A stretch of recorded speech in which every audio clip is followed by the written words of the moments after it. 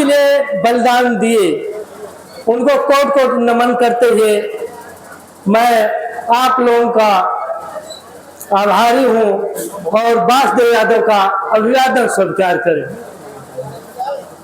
सज्जनों, तेरा ही क्या है और श्रद्धांजलि क्या है? तेरा ही होती तो 2-2,500 लोग आते। श्रद्धांजलि है तो कितने लोग आए हैं आप जान रहे हैं। कहने का मतलब समाज खाने के लिए आता है, लेकिन आपके दुख दर्द में सम्मिलित होने के लिए बहुत कम लोग आते हैं। जो आज यहाँ आपके दुख दर्द में सम्मिलित होने के लिए आए हैं, सच्चे अर्थों में यही आपके लोग हैं, यही लोग आपके हितैषी हैं। बाकी तो केवल पेट भरने के लिए आते हैं। समाज में कुछ लोगों ने हमें संदेश दिया कि भय और लालच में हम पड़े रहे। भय और लालच। उन्होंने कहा उपवास करो, इन देवता को मानो, इन देवी को मानो, इनको मानो, पुत्र नहीं हो रहा पुत्र हो जाएगा, नौकरी मिल जाएगी, शिक्षा ग्रहण कर जाए, व्यवसाय हो जाएगा। ये आपको लालच दिया। हम लालच में आकर के उनको मानते हैं, न मानने के योग्य रहने के बावजूद भी। ये हमारा आपका अंधविश्वास है कि हम लालच में पड़ जाते हैं। दूसरा पहलू है भय। अरे इनको अगर हम पूजा नहीं चढ़ाएंगे, इनको हम जल नहीं देंगे, व्रत नहीं करेंगे तो हमारा अनिष्ट हो जाएगा। जबकि होता कुछ नहीं, होगा आपके कर्मों के आधार पर। आप अच्छा कर्म करोगे तो अच्छा मिलेगा, और नहीं बुरा करोगे तो बुरा मिलेगा।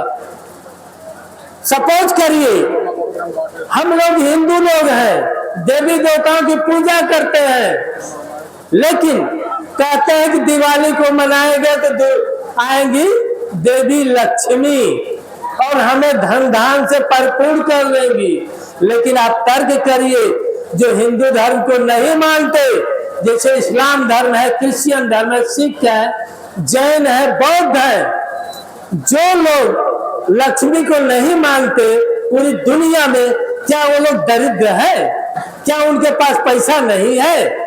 अगर नहीं होता तो मान लेते कि इनकी कृपा है, लेकिन अगर जो नहीं मानते वो भी धनवान है, तो फिर हमें डर किस बात का कि हम मानेंगे तभी धनवान होंगे, नहीं तो नहीं होंगे। शिक्षा जगत में सरस्वती की यहाँ पूजा होती है। जिन देशों के लोग सरस्वती को नहीं मानते, क्या वो विद्वान नहीं है? अमेरिका वगैरह सब जितने विकसित देश हैं वो लोग नहीं मानते, लेकिन विश्व स्तर पर जो नोबेल पुरस्कार मिलता है उन्हीं देशों के लोग नोबेल पुरस्कार पाते हैं। तो हमारे लोग नोबेल पुरस्कार क्यों नहीं मानते जबकि पूजा करते हैं? इसका सीधा सा अर्थ हुआ तर्क के द्वारा कि सरस्वती विद्या की देवी नहीं है, ये काल्पनिक देवी है। हमारे पास एक सच्ची रामायण की किताब है जिसको ईवी रामास्वामी ने लिखा है, हिंदी अनुवाद किया है पेरियार ललई सिंह यादव को। अगर इस भरे समाज में पूछूं कि पेरियार ललई सिंह यादव को कितने लोग जानते हैं, तो बहुत से लोग यही बताएंगे कि वही पक्खनपुर साहेबगंज के ललई यादव है जो विधायक मंत्री रहे। लेकिन वो तो विधायक मंत्री रहे, अपना काम किए, लेकिन सच्चे अर्थों में तो इन्होंने लड़ाई ने हमारे लिए त्याग किया, खेत बाड़ी सब कुछ बेचा। उन्होंने सच्ची रामायण लिखा है। रामायण में पढ़ना है, अगर अखंड रामायण कराना है तो उसके पहले आप वाल्मीकि रामायण पढ़ लो। वाल्मीकि रामायण में लिखा है कि दशरथ ने जो यज्ञ कराया था, 60,000 वर्ष लिखा गया है कि दशरथ 60,000 वर्ष के हो गए, कोई पुत्र नहीं पैदा हुआ, तब उन्होंने यज्ञ कराया। कैकेयी उस व्रत में पूजा में बैठी थी।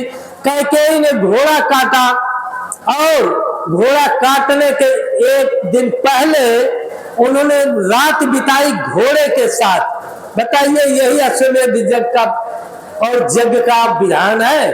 तो महिलाएं घोड़े के साथ बिताएंगी। और दूसरे दिन उसको घोड़े को काटा गया, उसी हवन में भूजा गया, और जो पूजा कराने वाले थे उसका खाए, उस घोड़े को खाए, और राजा दशरथ सूंघ सूंघ करके अपनी प्रायश्चित किए, पाप काटे। ये बताइए, ये आपको वाल्मीकि रामायण में मिलेगा, लेकिन किसी भी प्रवचन में कोई भी प्रकांड विद्वान हो हिंदू धर्म का तो इस बात को नहीं बताएगा। जबकि रामायण का 300 तरह की रामायण है, जैसे बांग्लादेश है, जैन है, बौद्ध है, सिंधा है, मराया है, थाईलैंड है, बैंकॉक है, 300 तरह की रामायण है, तीनों तरह से भिन्न भिन्न है। ये हमारी काल्पनिक कहानियां हैं, हमको भरमाया गया। और पूजा करने के बाद राजा दशरथ ने स्वेच्छा से तीनों रानियों को तीनों पुजारियों के हवाले कर दिया, और जब वहां गर्भवती हो गई है तब फिर राजा दशरथ के घर आई है। वाल्मीकि रामायण पढ़ लीजिए, मेरी बात में विश्वास न हो तो इसको पढ़िए और वाल्मीकि रामायण पढ़िए। और जो कैलेंडर बताया है उसमें मेरा फोन नंबर है, मुझसे बताइए कि आपने गलत कहा। जिस समय श्री राम वनवास जा रहे थे, 5 मिनट दूंगा, वनवास जा रहे थे, राम ने वाल्मीकि रामायण में उदाहरण में कहा कि राम ने कहा कि मैं वनवास जा रहा हूँ तो कंदमूल फूल खाऊंगा, वहां गोश्त भरी थालियां मुझे कहाँ मिलेगी। अब बताइए, श्री राम अगर वाल्मीकि रामायण कहते दोस्त से भरी थाली मुझे कहाँ मिलेगी, तो मांसाहारी हुए कि नहीं हुए? ये किसी ने प्रवचनकर्ता ने बताया आज तक आपको? जिस समय अरण्य कांड है, अरण्य कांड का श्लोक नंबर 14 से 34 तक वाल्मीकि रामायण खोलिए, अरण्य कांड खोलिए, श्लोक नंबर 14 से 34 तक रावण भिखारी के देश में आया भिक्षुक बन करके, और सीता के उन अंगों का उसने वर्णन किया है जो कपड़े से ढका रहता, हम आपसे खुल करके कह भी नहीं सकती। उसने सीता से कहा ये अंग आपका कितना सुंदर है, लेकिन सीता ने कभी उसका विरोध नहीं किया। और 35वें श्लोक में लिखा गया है वाल्मीकि रामायण में, सीता ने सम्मान रावण को बैठा के आसन पे बैठाया। फिर आगे मिलेगा, सीता रावण से कहती है कि राम लक्ष्मण शिकार खेलने के लिए गए हैं, जंगल में भी बनेला, रूरू और सुगर का मांस लेके आएंगे, तो मांस का मार के लाते फेंकने के लिए, खाने के लिए। उनका संकेत था रावण बैठे ये भी उस भोजन में सम्मिलित हो जाए। पंचवटी में राम लक्ष्मण के परिवार में जो पंचवटी में थे सीता वगैरह, उन्होंने हिरण काट के खाया, इसमें मिलेगा। लंका कांड में जब हनुमान सीता के पास गए हैं तो हनुमान कहते हैं कि आपके परिवार में तो मांस मदिरा का सेवन नहीं होता, फिर राम ऐसा क्यों करते हैं? इस तरह से वहां भी एक संदेश मिला है। सीता जब अयोध्या में वापिस आई है तो श्री राम प्रवचन देते हैं, कहते हैं कि रावण ने तुमको छोड़ा नहीं होगा, तुम्हारे साथ दुष्कर्म किया होगा। कहने का मतलब राम सीता से पूछते हैं तुम्हारे साथ रावण ने दुष्कर्म किया है कि नहीं किया है? सीता ने सीधा जवाब दिया है कि क्या करती, मन से तो मैं आपके पास थी, लेकिन शरीर दूसरे के अधीन था, मैं कर ही क्या सकती थी। इसका क्या अर्थ हुआ?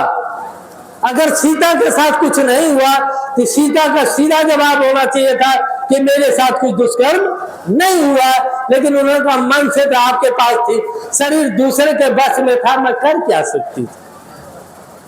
जिस समय फिर वनवास वहां जाने लगे, वाल्मीकि आश्रम में छोड़े गए जंगल में, सीता ने कहा कि देखो ना छोड़, मैं 4 महीने की गर्भवती हूँ। बताइए 10-15 दिन आए हुआ, 4 महीने की गर्भवती सीता बता रहे हैं लक्ष्मण से। तो मेरा केवल संदर्भ देने का केवल इतना आशा है कि आपके घर अगर शादी पड़ा है तो लोग कहते हैं अखंड रामायण कराएंगे, बिजनेस दुकान खुल गया तो कहते हैं पहले अखंड रामायण से शुरुआत होगी, अखंड रामायण कराएंगे तब होगा। लड़का सर्विस पा गया तो अखंड रामायण हो गया, बच्चा होगा, लड़की की शादी हो, कोई उन्नत का काम हुआ तो अखंड रामायण होगा। किस बात का अखंड रामायण? अरे अखंड रामायण में जिसकी चर्चा हुई है उसका सही कहानी तो आप वाल्मीकि से देख लो ना, क्योंकि वाल्मीकि रामायण के ही आधार पर तुलसीकृत रामायण लिखा है दुबे जी ने। अगर तुलसीदास दुबे ने रामचरितमानस लिखा है, कुछ चीजें छोड़ दिया है, कुछ उसमें से लिखा है और कुछ अपने मन से जोड़ दिया है। अपने घर में ही अखंड रामायण कराते हो तो कम से कम 10 गाली अपने मुंह से आप देते हो स्वयं करके। ढोल गवार सूद पसनारी ये सब तारण के अधिकारी। या किसी को कहने के लिए बुलाते हैं तो आपके दरवाजे पर 10 की गाली दे के जाता है। तो अगर आप अपने दरवाजे पर या अपने मुंह से खुद गाली सुनना ही चाहते हो तो आपको रोकने वाला कौन है भाई? आपको कोई नहीं रोक सकता। हमारे यादव बंधु कहते हैं हम यदुवंशी है, हम गीता के पुजारी है। अरे गीता का प्रवचन आप लोगों ने सुना होगा, गीता का 2 अध्याय और 2 श्लोक तो पढ़ लो, जिसमें श्री कृष्ण भगवान के मुंह से कहलवाया गया है कि वर्ण व्यवस्था मैंने ही बनाया है और उनके कर्म को ही मैंने ही निर्धारित किया है। अगर श्री कृष्ण भगवान कहते हैं वर्ण व्यवस्था मैंने बनाई, उनके कर्मों को मैंने ही बनाया, क्या तो शूद्र समाज या यादव वंश के परिवार को उन्होंने सबकी सेवा करने के लिए बनाया? उनको न पढ़ने का अधिकार दिया, न पढ़ने का अधिकार दिया, न धन रखने का अधिकार दिया, न अपने बहन बेटियों को रोकने का अधिकार दिया कि अगर दूसरा आपके धर्म का ठेकेदार आपकी बहन बेटियों को लेके जाता है जब तो आपको रोकने का भी अधिकार नहीं था। दूसरी तरफ गीता में कहा गया है, क्या नाम के कोल कलवार और क्या नाम के यादव अहीर शब्द लिखा है, ये लोग पापी जोनी के हैं, मतलब इन लोग पाप के कारण जन्म ले लिए हैं। तो अगर आप पापी जोनी में जन्म लिए हो तो ऐसे चीजों का मेरा निवेदन है कि मत पढ़ो, मत मानो, उनके इतिहास को, उनके किताबों को पढ़ो। अभी हम लोग वही मान रहे थे जो हमें धर्मों में पढ़ाया गया। अब जब हमने सबको धर्मों को खगालना शुरू किया तो उसमें हमने देखा कि हमारे लिए क्या लिखा है, तब हम लोग इस बात को जनता में जागरूक कर रहे हैं। आप रामायण की बात करते हैं, वेद की बात करते हैं, वेदों में भी हमारे लिए बहुत कटु वचन लिखे गए हैं और वेद में सबसे पुराना वेद है ऋग्वेद। ऋग्वेद कब लिखा गया? 1464 में। 1464 में लिखने वाले में मुसलमानों को साथ लेकर जितना लिखना बना उतना लिखे, उनसे कमाए खाए, हम लोगों को भरमाए। इसी से आप मैं अपनी बात समाप्त करना चाहता हूं, लेकिन यादों से और सर्व समाज से ये आगाह करना चाहता हूं कि जो भी चीज माने पहले सभी किताबों को अध्ययन कर ले, सभी किताबों को अध्ययन कर ले, तर्क कर ले, क्या सही है क्या गलत है। अभी आप लोगों ने देखा होगा, हमने बचपन से पढ़ा है कि गंगा जी कहाँ निकली? राजा सगर के पुरखों को तारने के लिए सगर के प्रार्थना से शिव की जटा से निकली, गंगा आई उनके जटा में, फिर आई पृथ्वी पे। अरे कब तक हमें भरमाओगे लोग? जब नहीं पढ़े थे तो भरमाए। आज हम जानते हैं भूगोल और विज्ञान की कि पानी कई रूप में होता है। पानी वाष्प करके बर्फ बनता है, ग्लेशियर बनता है, ग्लेशियर पिघलता है, वही पानी बर्फ करके गंगोत्री नामक स्थान से निकलता है और हम लोग पढ़ा रहे हैं उसी की जटा से। हमारे आंख में कब तक धूल झोंकोगे जी? ग्लेशियर पिघला, पानी बना, गंगा नदी बनी। तो हमें ये मानना होगा कि हम जटा से निकली गंगा को माने या